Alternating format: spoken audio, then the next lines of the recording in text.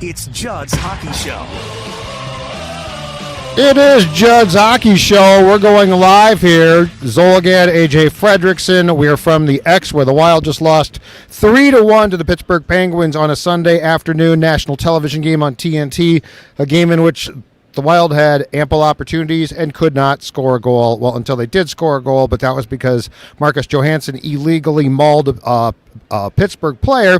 That made it 2-1 when Ryan Hartman scored for the Wild, and then Sidney Crosby scored his second goal of the game. In fact, it was the second goal of the third period, which caused Brock Faber to completely melt down because he got beat to the puck by Crosby, smashed his sticks, splintered his stick on the goal, and then as Crosby was skating by, launched his glove and it hit Crosby, and it was that type of day, AJ.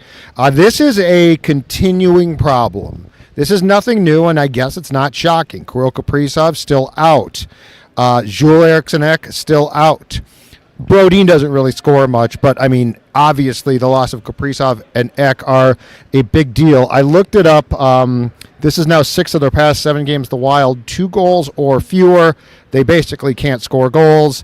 Today, I mean, we both sat here in the press box, Age, talking about the fact that there were ample opportunities. There were far more shot opportunities than the actual 31 shots on goal. They outshot the Penguins by 9, 31-22. But this is just the continuing saga of a team that without 2 of its top players really isn't going to score goals. And they are, this is why post-trade deadline on Friday, I think we both agreed. This is why you don't go get a guy, like you don't trade prospects for Besser or Brock Nelson, because you don't know when these guys are coming back. And if they're not back, your ship is sunk. They can still make the playoffs. They're still in a playoff spot, but you're not going anywhere with this current makeup. And without Kaprizov, without Ek, I think you are pretty much destined to have an early spring. Yeah, and I mean, since the moves at the deadline, even the ones prior, like Gustav Nyquist, he kind of took the lack of scoring curse that there was down in Nashville. He's brought it to Minnesota. They, the other day, I want to say, put up like a 6 or 7 spot. The Wild are struggling here against Tristan Jarry, who, as a friend of the show, Jesse Pierce pointed out middle of the game on her Twitter account, Tristan Jarry was in like an AHL game a week ago. And now he comes in. He had more points than tonight than many of the Wild did in this game. They outshot him. It was frankly, I think a rather unlucky day because they had generated chances. They were getting to the front. It's just they didn't have that final. I guess at times they were making that extra pass, and that was kind of sabotaging them. And other times when they needed to make the extra pass, they were shooting into the shin pad of the guy standing 5 feet in front of them. So this is, I think, going to be the norm until you get back your key players in Judd and AJ Ek and Kirill Kaprizov. I mean, it probably is frustrating for both those guys, especially 97, sitting and watching this team just really today. You have chance after chance, but you really just can't find the net. And when you do, it's because there's an egregious missed call that allows you to have a 4-on-1 off a turnover. And then Ryan Hartman's able to beat Tristan Jarry, finally solving the Rubik's Cube. So I see this from Will. He says, please don't make the playoffs. This team would be so embarrassing against Vegas or Winnipeg. The problem is you don't have your first round pick this year because of the David Jiricek trade. So missing the playoffs does nothing for you. If anything, you're going to want to make the playoffs just to further the notion of what we've talked about year after year after year, which is you got to get that postseason experience. You got to get some of these guys. And Boldy, Ek, Gustafsson, Faber, they got that with the Four Nations face-off. But some of these other guys, who maybe they still want to bring up and sign after his college season at Zeev Buium, throw him right into some action. Sure, he's probably going to take a massive lump with a first-round exit, but experience there is experience nonetheless. So this, I think, is going to be the norm as the season winds down, the regular season. I don't think the Wild necessarily, don't expect them to coast into the playoffs here. They're going to probably fall down and battle in that wild card section, but I do think they've started off too hot to where it would be a catastrophe, like a collapse beyond all collapses if this team suddenly were able to miss the playoffs. Right now, as as we speak, following this 3-1 loss for the Wild. They are in the first wild card spot, 76 points. They are 6 points up on Calgary, which is in wild card 2. The first team out, or the first teams out, Vancouver and the Blues have 69 points apiece. So they are seven points up on being out of the playoffs. As far as the actual, like, if you have hopes or had hopes, or, you know, let's say best case Kirill comes back and things start to turn around. Now, I am not expecting that, but let's just play for a second that that's the case. The problem, too, is you lose again at the X to Pittsburgh, which, by the way, is not any good. Pittsburgh's not good. Sidney Crosby's great. Malkin's still but they're not good. And, yeah, Tristan Jarry, the stat that I saw on Twitter was that he had given up 13 goals in his last 3 AHL games. He was put through waivers. He cleared them, was sent to the Penguins AHL affiliate, wasn't playing particularly well there, hadn't played in 10 days, and then played today. And look, he got a lot of help. Again, the Wild missed a ton of good looks. But the Wild at home, and a lot of this was with Kirill, is now 14-14-1.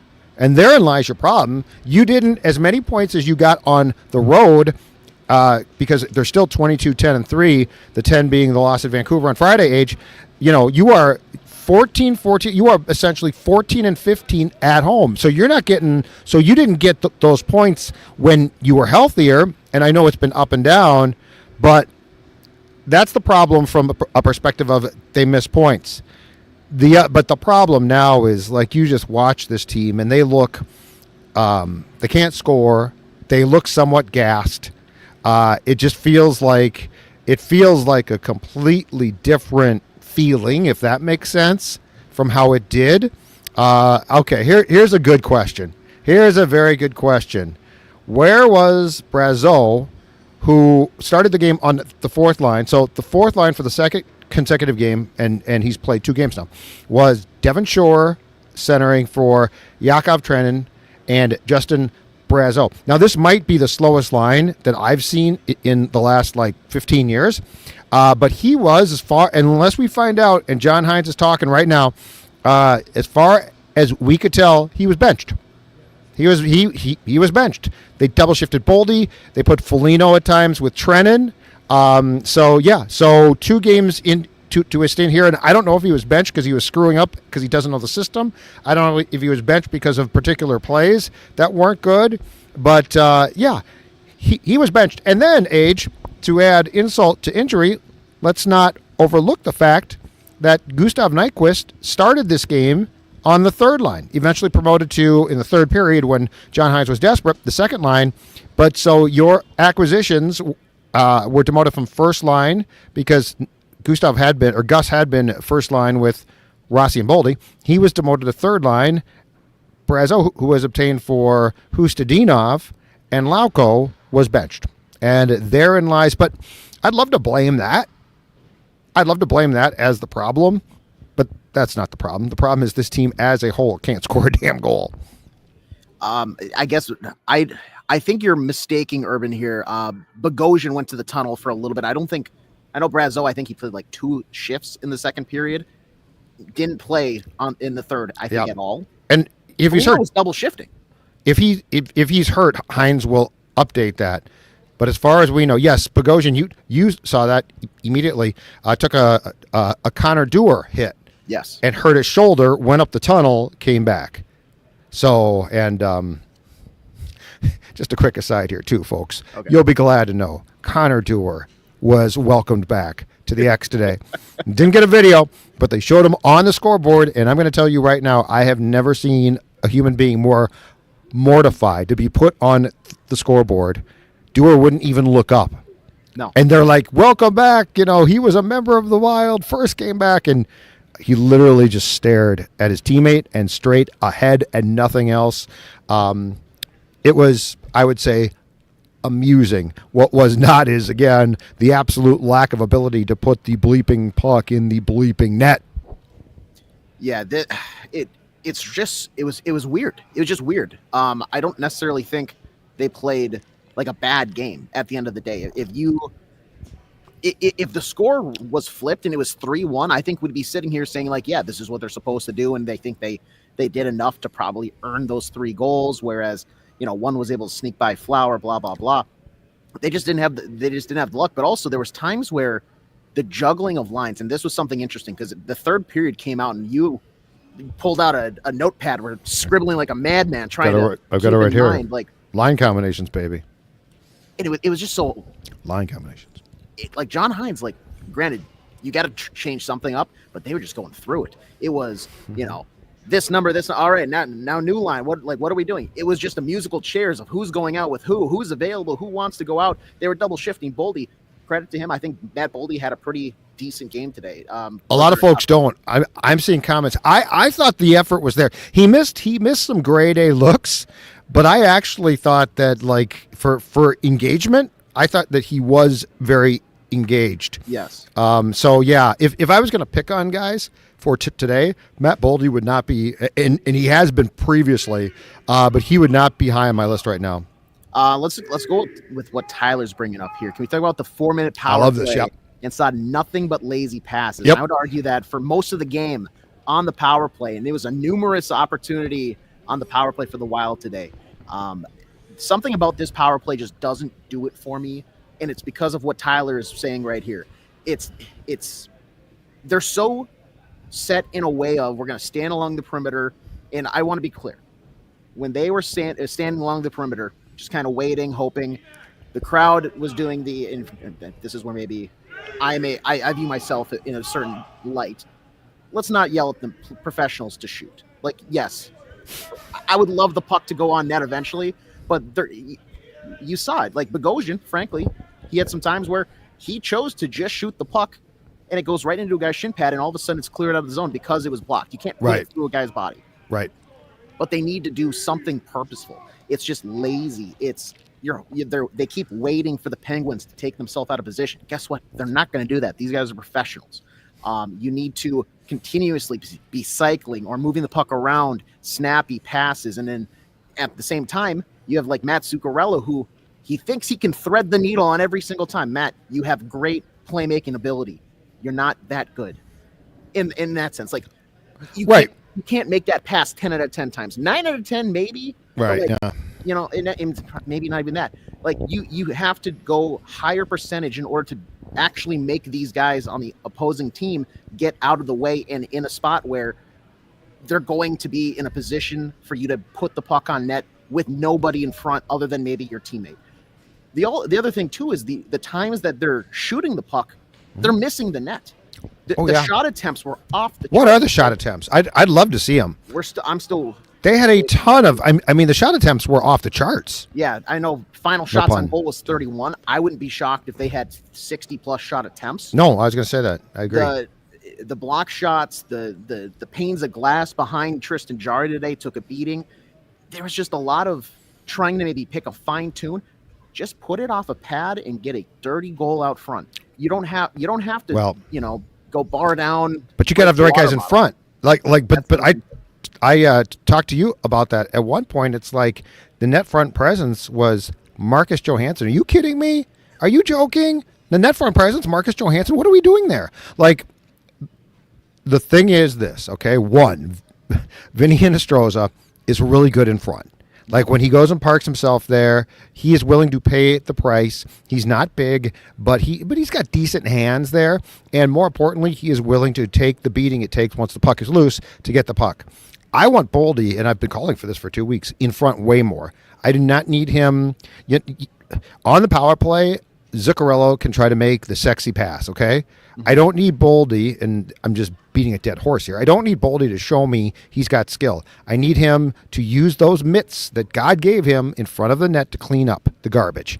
And Marcus Johansson, I don't need him anywhere near the front of the net. I mean, he's not reliable anywhere as far as like what it takes to work to be where he needs to be and what he needs to do. He has the skill to be on a power play. I would prefer he not be, because I just don't know. Like, Boldy is up and down, and he can be maddening. And I saw a comment, and it's probably not wrong. They said in the first period, Boldy was super engaged. After that, not as much. Now, I thought overall for him, he had an okay game. And I thought he did come out and played hard. I'm guessing he got talked to because, a couple games ago now, he was demoted off the first line to, I think, the third line. So I hear you there, but Marcus Johansson pulls this crap all the time. He just put together like 3 good games. And you know it's coming. You know what's coming, which is, okay, that's enough. And he, you watch the amount of times, if he is the net front guy, watch the amount of times that he very conveniently just gets moved out or moves himself out.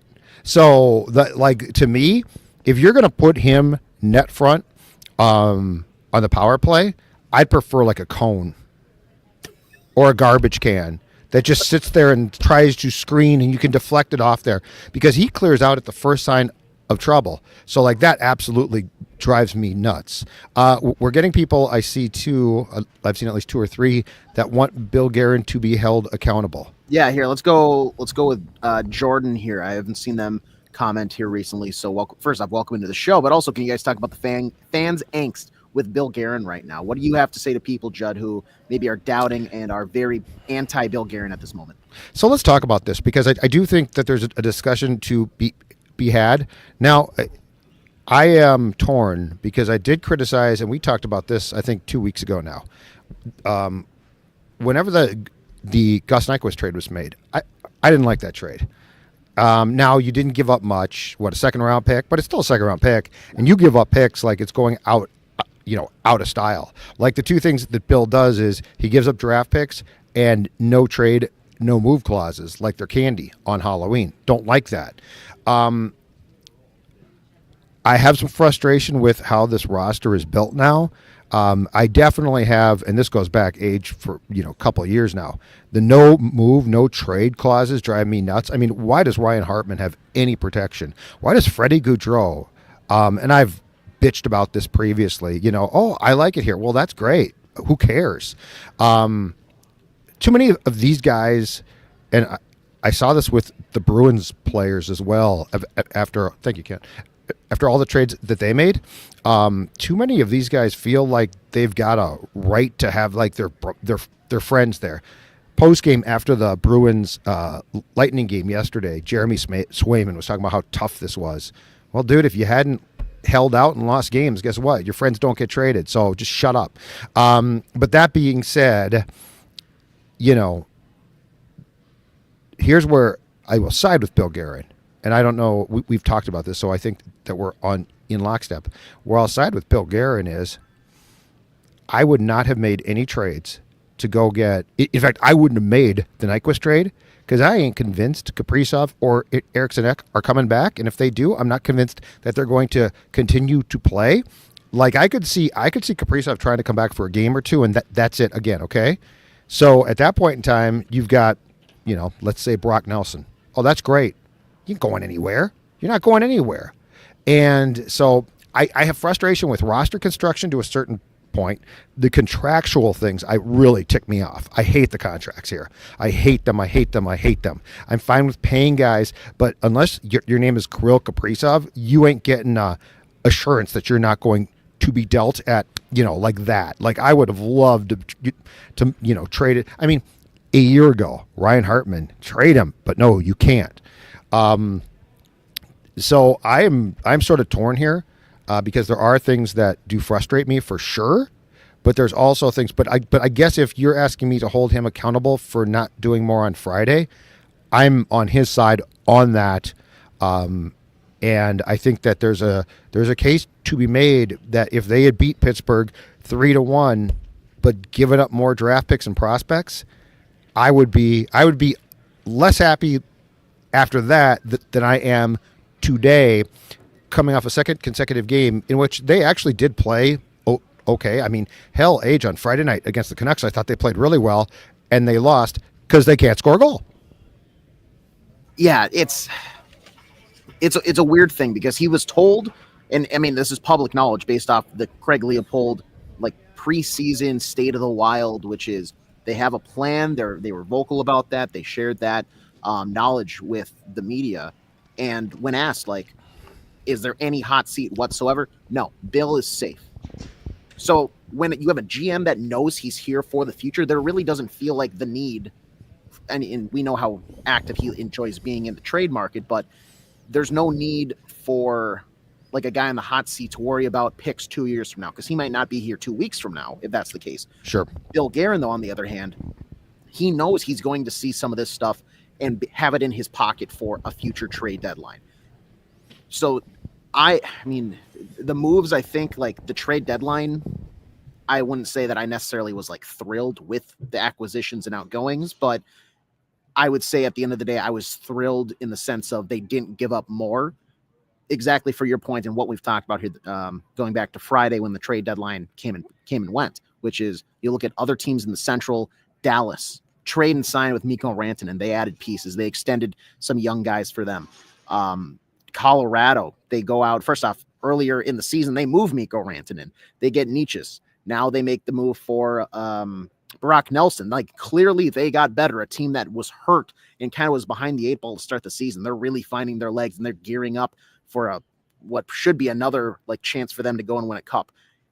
Those moves make the Wild's like situation, especially given the injuries, given the cap space, it makes it so tough to really do anything, to where like I'm not gonna blame them for kind of sitting and pushing back from the table, just saying, hey, this is too rich for our blood. We can't really deal with that this time around in this schedule, because you're spending money that's immediately going to just get taken away. Like you're not going to get able to reap the benefits of that once the playoffs come around. Because I feel like no matter what you're going to add, besides trading multiple major assets that then shorten whatever window we have seen them try to set up here, it just it would have put them in a really bad spot. One thing that I do see, Bob says in all caps, why weren't the fans booing? And Judd, it would have been tough because this crowd was heavily Pittsburgh Penguins fans today. This has become a very easy place to play. Detroit game, Red Wings fans fill the building. Today, Penguins fans saw more Crosby jerseys, I think, than I did any one Wild player. This has become a very easy building to play in. And it really feels like the more rabid, passionate fans are usually those here for the visitor.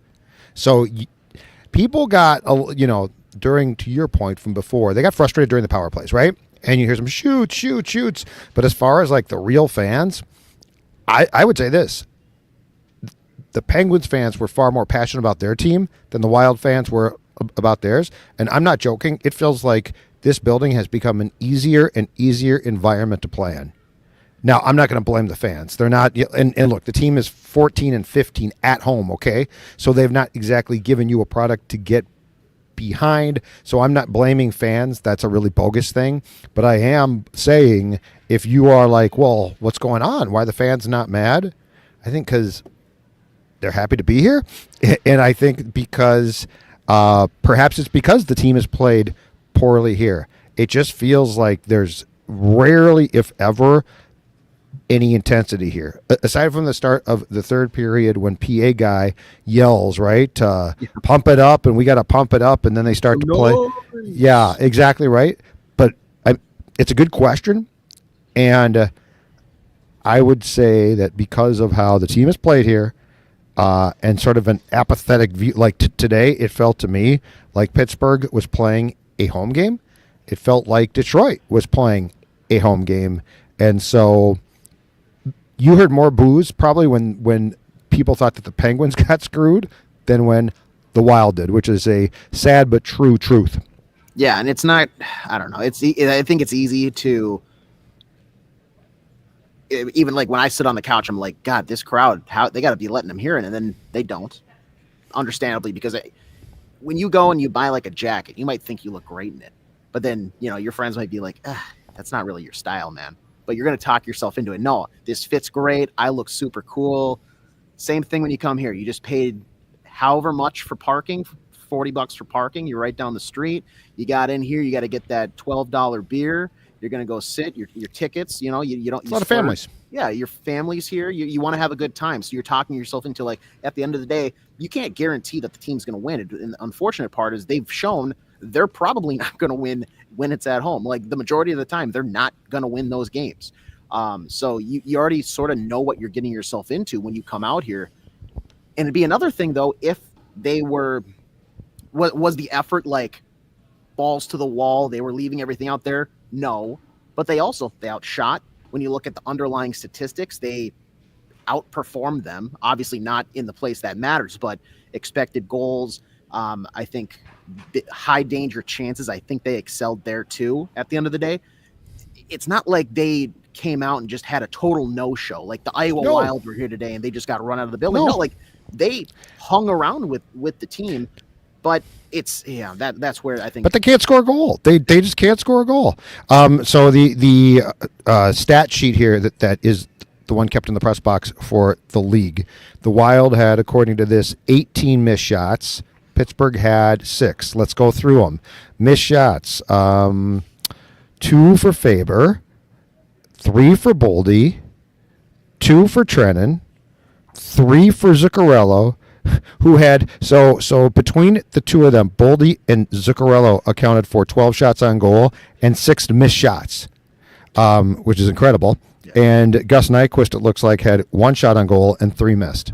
So, and those missed shots were some really good chances too. Mm-hmm. Some really good chances. Yeah. And I can understand a frustration with Boldy because he did have some really good opportunities. And to go back to the stats again, he missed 3 of them. So I get all that. I just don't know. Jesse Pierce. So was the new guy benched? Yes. What did he do wrong? He just wasn't generating any offense, although I'd argue the rest of the team wasn't, but they needed more goals. And I don't know if you guys know this, he's not really a goal scorer. So he was supposed to play on the power play, though. Okay, thank you, Jesse. Bye. Jesse Pierce just downstairs with John Hines getting the scoop. Good stuff. That's the other thing is, weren't we told that Brazeau was supposed to play on the power play? Like be the net front guy that we've talked about, like Marcus Johansson, which I don't approve of. Maybe I missed that presser. I was told that he's a guy that can get to the net.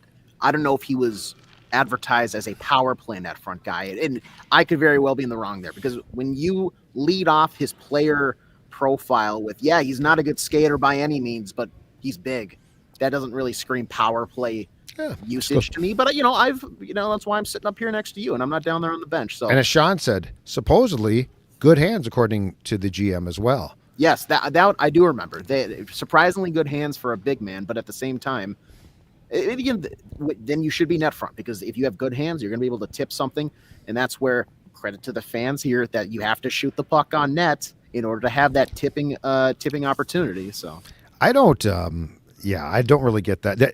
I do have a feeling that to go back to criticizing. Some kids are out on the ice now. I do have a feeling, going back to our conversation about criticism of Bill Guerin, that trade, the Brazeau trade, I think at the end of the day is going to make no sense. Yeah. Like Lauko. So here's what I think. I think they wanted to get rid of Lauko's salary, and the Bruins said, we don't really want him back.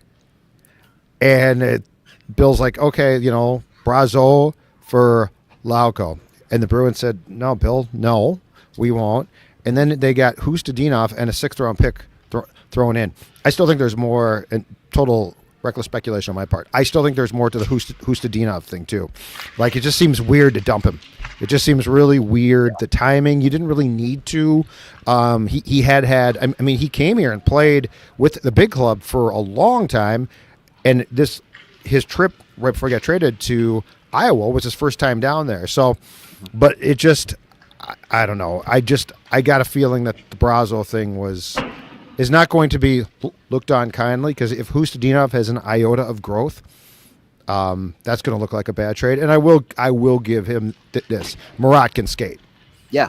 And I'm not saying he's a great player. He certainly wasn't great, but the dude can skate. And I'm not sure that playing with 4th-line talent, like if the Bruins stick him on a 3rd line, I wouldn't be surprised to see some skills peek through, because, Devon Shore, Brazeau, and Trennan, what are you going to get?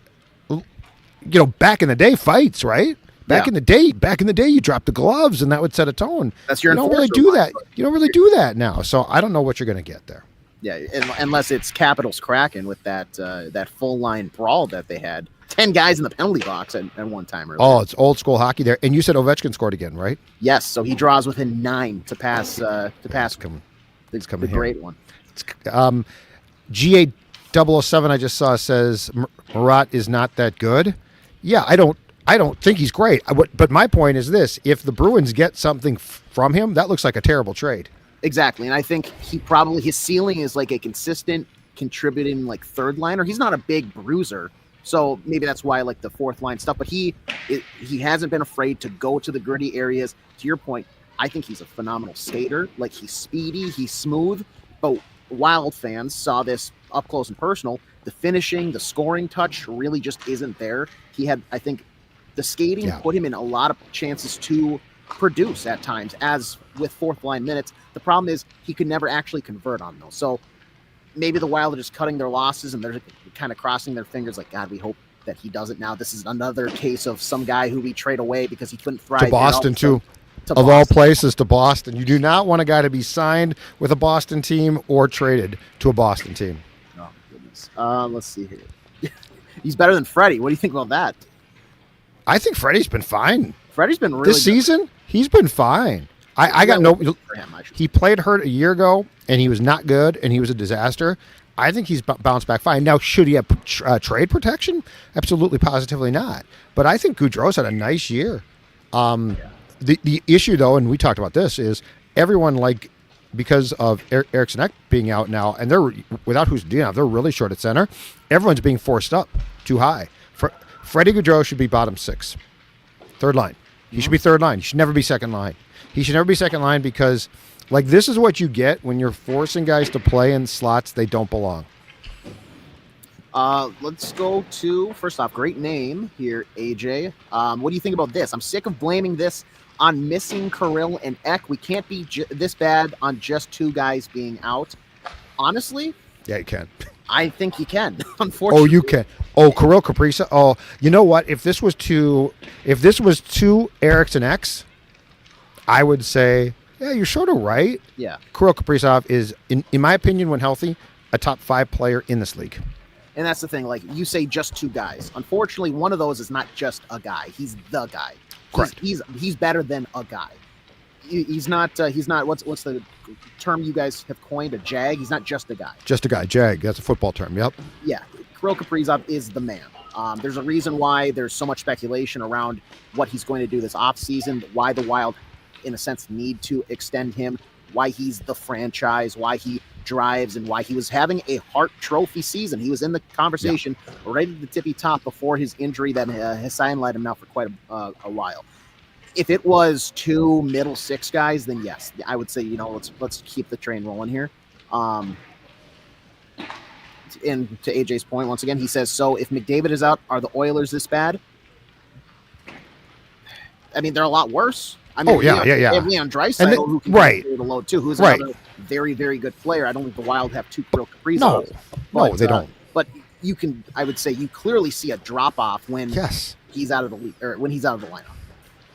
Absolutely. Yeah, no, Kirill Kaprizov is a driver of the entire team. Mm-hmm. He is a difference maker, and someone is going to pay him huge because he's a top 5 player. Yep. So, yeah, I understand look, I get every bit of the frustration right now. The frustration makes sense. Watching a team not score goals makes sense. It's incredibly frustrating, especially when in December at one point this team was in first place in the entire National Hockey League points-wise. But the reality is, if you take McDavid out, if you take a key component out, you are going to suffer. Now, does the Wild have as much talent around Kaprizov as, to what you're saying, the Oilers have, because they've got Draisaitl, who's fantastic? The answer is no. They do not have that much top end talent. But you cannot look at Kaprizov and say, well, come on, pick it up. There is literally no one to pick it up. And again, everybody, God bless him, okay? But when Vinny Hinostroza starts the game on your first line, hard worker, really like him, but when he's on your first line, you're in trouble. I'll tell you the guy who should be stepping up here, is named Dead Cap. He's been just absolutely absent for this team. No, Rusty has a really good point. Like, with Kirill being out, like, this is the point of coming next year and why I didn't want them and why you didn't want them to make any major moves for the future. Obviously, they're going to have to extend Kirill and commit a lot of money to him. There's a lot of questions around Marco Rossi now that they've held on to him past the deadline. That'll be interesting to watch. But you're going to have money going back, and whether that is, and I'm just throwing out random names here, but either a Brock Besser or if a Mitch Marner tests the market and the Wild want to throw a giant bag at him, or if, whoever else it may be. Mitch Marner, you never know. Mitchie Marnes. That was just based on just a little bit of reckless speculation that was happening on that. I'm not objecting. I just liked it. I like it too. I mean, let's get the narrative going here. But if that happens now, like next year, hypothetically, Kirill does miss some time, then you would have not Leon Draisaitl, but you're going to have another guy making double-digit money, right, who's going to be able to step up, and you can say, look, we are paying you for a reason. You're here. You should be able to help drive while your other superstar is missing. The Wild just don't have that right now. Right. And I'll close by saying this, because this is definitely one of those games and at times when I don't think it's like falling apart. Kaprizov being out just sort of screws you, okay? But like, I don't think that I don't look at the future of this franchise and think, oh, they're completely done. Now, they don't keep Kaprizov or he doesn't stay healthy, they're in huge trouble. But I will give you this as far as the Guerin criticism part, all right? Mm-hmm. I'm looking at the line chart right now, and my head's sweating because I'm so disgusted by it. Okay, the Brazeau trade looks like a bad trade. Like, it just looks like why? What was the point? But I look at the fourth line left wing today, and that's where the flop sweat really starts. Yakov Trenin, what was anybody thinking? He gives you nothing. And at least on the Brazeau thing might look really bad, but at least he can just walk away too. Yakov Trenin, like, where are you going to send him to? He signed a 4-year contract, right? What are we doing? Why? What's the point? Like, I watch this guy play, and I don't get it. I literally don't get it.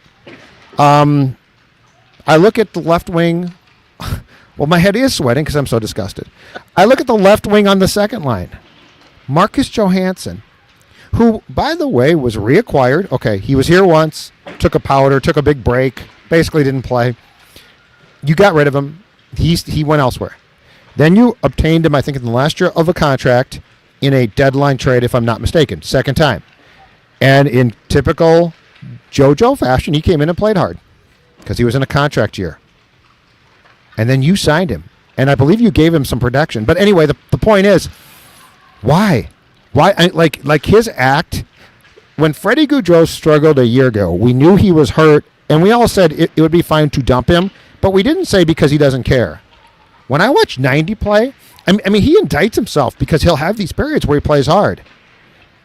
And then he'll have games like today where he can't be bothered. And he still shows some skill, but he won't do anything with it.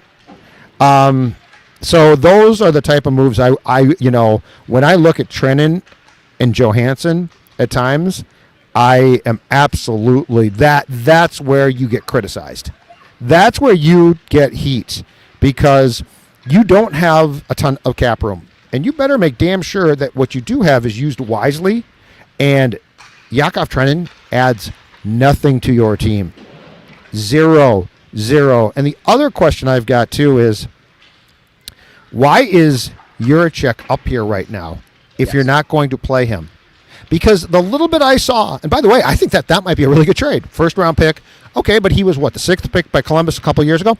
And, Age, from the little bit that we saw here, that dude has some chops. I'm not saying he won't make mistakes defensively, but I am saying in a game like today, he's the type of guy that could help you make a play. Raw talent, could have been a spark plug to start something offensively for a team that couldn't find the back of the net against Tristan Jarry. Well, say that with me, Tristan Jarry. And look at, again, line charts, ladies and gentlemen, look at I don't know if you can see this, but look at the bottom two pairing for the Wild. It's Zach Bogosian, okay, stay-at-home guy, and John Merrill. What are you doing? It doesn't like give the kid if he's going to be here, give him a chance, and he might set up a goal. And the thing about it too is you wanted to get him that experience, because there was the whole, he hasn't really played that many games this year, blah blah blah. Well, now he's been playing. Unless you don't like him, why would you call him up to be the healthy scratch guy? Have him stay down there and try to work some kinks out. Also, if it's a money thing, we were going over before the game. Cameron Crosby and Ryan O'Rourke both make less than him, are on two-way deals. You're able to send them down with zero repercussions, both of which have expiring deals. Cameron Crosby is a UFA. Ryan O'Rourke is a RFA, so that's another whatever there. But it doesn't make sense. If you're going to call him up and just have him sit up here in the press box, it doesn't really make any sense to me whatsoever. Like, get him playing time. Get him those chops that you said you need to get him so badly. Yeah. Well, and it's not like you're scoring. Like, it's not like you're playing like you're scoring goals. And the kid's got some talent where he can do things. Swerve 95 calls him Trediak Jari. That's pretty damn accurate today. It looked real good. And I'm going to tell you right now, the assist on the empty netter by Crosby, in which Brock completely lost his bleep, by Jari, that was a beautiful pass. He rang it off the top of the glass. It was probably this close from being a penalty because it could have gone out of play without touching the glass, but it didn't. And Sid the kid, who's 37? Yes. 38 now. He beat the kid. He beat Brock to the puck. Brock then, of course, broke his stick on the net, threw a glove that hit Sid the kid. I'm sure he's apologized by now, but it was that type of day. But yeah, so I think for those of you that want us to criticize, there are very fair things to criticize. If you're looking for us to melt down about the fact this team didn't go get more, and you know what, too, the other thing that you just have to accept right now is Colorado and Dallas and the Jets are just all way better than you right now. They're all way better than you right now. And, in fact, the funniest thing is the Wild might luck out by being wild card 1, which would put them against the Golden Knights, I believe, right now. First place team in the Pacific. And Colorado and Dallas might play in the first round, which is why my guy Gary Bettman in the NHL is so dumb sometimes. How you're going to have those two teams playing in round 1 when it's going, it's going to be fabulous. But basically, they are among the Stanley Cup favorites right now. In fact, I would say the Jets, the Avs, and the Stars all have a claim, and you're going to actually make 2 of those teams play each other in the first round and go home. Well, the Golden Knights might stomp them. They might, but it's a better matchup than either of the other central teams, I would say. In terms of also being frustrated about deadline acquisitions or just before that, when is it okay to maybe really start harshly grading this Gustav Nyquist trade? Because I don't know about you. Yeah. Is there talent there? I think, yeah. Like, we've seen it before, and I think he's probably an upgrade on a Marcus Johansson. But at the same time, in the 3-4 games with the Wild since being acquired, I've yet to see him flash really any of that. There was that one cut, I think last Sunday. He made one hard cut to the middle in his first game after being traded for. Yep. He drove the net and didn't score, but that was a really good chance against Jeremy Swayman. I haven't really noticed him that much. And now you gave up a second rounder to have 50% retained, and I get that was so that you could get Kirill Kaprizov back in your lineup, hopefully. But I need to see at least something from this guy that you traded a second rounder for. I think if you weren't going to make more substantial moves, I think both of the trades might have been mistakes. I think the Nyquist trade was made to try to show the locker room that there was engagement, right? Hey, we're going to bring somebody in, but as I saw in the comments here from Swiffer, he might be washed. He was not having a good year in Nashville. A year ago, had a great year, and he was acquired, I think, for a 6th-round pick the last time around by the Wild 2 or 3 years back, had a shoulder injury, came back right before the playoffs and played well, and then left to sign with the Predators and played really well, but then his 2024-25, now the Predators have been bad, but it was not good. He might be washed. And if I'm not mistaken, he's in a contract year again, correct? Yes. So Yeah. I think that trade might have been sort of an attempt to say to the room, hey, we got your back. We're going to get you some help. But I'm with you. I'm trying to think. I think I've noticed him like bang like twice so far, and that's about it. Mm-hmm. Yeah, and there's to Luke who said give him some time, because you have seen the case of guys being on just bad teams, and then when they're around a better team, and based on standing wise, the Wild are a much better team right now. But like Jake Wallman, he was out where in San Jose, or he just got acquired from the Ducks or something like that to go up north to Edmonton. The Sharks. Yes, and got like a first rounder for him too. Yeah, weird. Stevie Y gave him away. Stevie Y might have lost his fastball. The Yzer plan might be backfiring big time in Detroit. Yzer plan might be a 15-year outlook at this point. You think Bill's being criticized? I think the Yzer plan is growing old very well. Not quickly. It's been like 5 years. Yeah, it's been going on forever. But like, look what he did. I think last night they played the Stars. Maybe that was 2 days ago. Nope, it's last night. Last night, I think he had 2 points and was like a +3 or something like that for the Oilers. Like, sometimes there is talent on for those guys when they're just on a worse team. Right now, I'm not seeing that sort of translation though from Gus, and that's what worries me about trading a second-round pick. And I get, you to your point, yes, you got to show the locker room and everything that they're engaged. Right, that's all I can think of. But at a certain point, I do need something from him, because now it's 4 games, 0 points. I feel like he's just kind of going out there for his shifts, and then now, like, I haven't seen anybody really put a magnifying glass. And I get he's the new guy in town, but he's been here before. It's not like it's not like he went from Earth to Mars. Like, this is just Nashville to Minnesota. You should be able to step in and play some contributing hockey. I just don't think he's a first line guy, and he, so like that's the problem, is they're juggling these guys all through. Like, they're going to find a magical combination. And there was a game or two. There's probably 2 games where the Gaudreau, Johansson, Zuccarello line looked really, really good, but you knew that was not going to last. Johansson will never have an extended period of good play, and Gaudreau is, again, he's bumped up beyond. He should be third line instead. He's second line, and so the reality is, I think you've just got a lot of sort of jags, and I think you've got guys who probably could really fit in well, but you need a first line, and they really don't have one right now. Like, when you're juggling Hinostroza and Nyquist, and then Zuccarello at times, I mean, I guess their best hope is to consistently reunite Zuccarello and Boldy on the wings with Rossi, who I did not think played well today at all. Marco didn't, but it's getting to be, nut cutting time here, Age. It's getting to be playoff time, and there's less space and there's more intensity. And I just think the harsh reality might be you definitely don't have enough horses. And in the case of Nyquist, you know what? I'm fine if you trade some picks, okay? But when you go full Rams and F them picks, like, you're now giving up a lot of picks, and this team's giving up a lot of picks. Yep. Second rounder here, 6th rounder there. And before you dismiss them, remember, those picks can be used to trade up. So, like, that's gone now. So it is an interesting approach. I fear that there have been some decisions made that might come back to bite this team firmly in the breezers.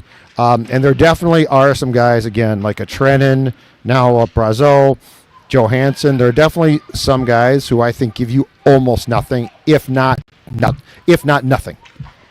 Yeah, we'll have to see, because it's been 1 week since the trade deadline. No, 1 week since like they really started making those trades, and it's only been a couple days since the trade deadline. So it's very possible that all of a sudden Brazeau comes out here later this month in March and is just like Mr. Minnesota Wild, and I don't see it. I don't see it either. But I don't think he's fast enough to be. Nyquist could pick up. I just don't know. I don't know if it's fair to expect him now. If he is and he is right now, Nyquist is your marquee pickup. Yep, that's a lot to ask of him. It almost feels like frankly the Trennan signing in the offseason, where you couldn't really do too much, and felt like this trade, and you did something. Do too much. They did something, and now it's like, well, I guess how high are the expectations really for a guy that you signed to be on the penalty kill? Well, now we know he can't really do that as well. Same thing here. It's like you signed Nyquist to be this scorer.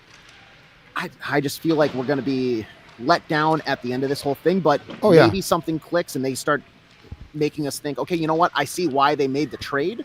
but I really feel like it's going to go the other way of we're going to be sitting here at the end of March, and it's just like, that was a waste. You gave away picks. You gave away 2 fourth liners when now you have one guy on the fourth line who you're benching for the entirety of the third period. You had 5 minutes of ice time altogether. It's just so far not a great visual for the Wild. No, it's not. And if 97 stays out, and keep in mind, Kaprizov and Eriksson Ek, and I think Brodin, if I'm not mistaken, are all not skating yet.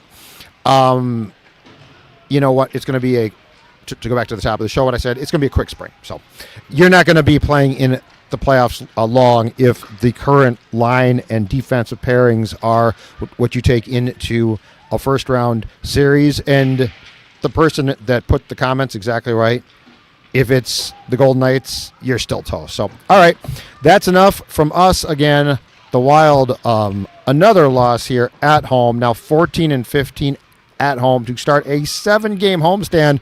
Oh boy, this could be very, very frightening. Back with Jesse Pierce, Judd's Hockey Show, and AJ, of course, on Tuesday. We'll talk to you then. Thanks for watching.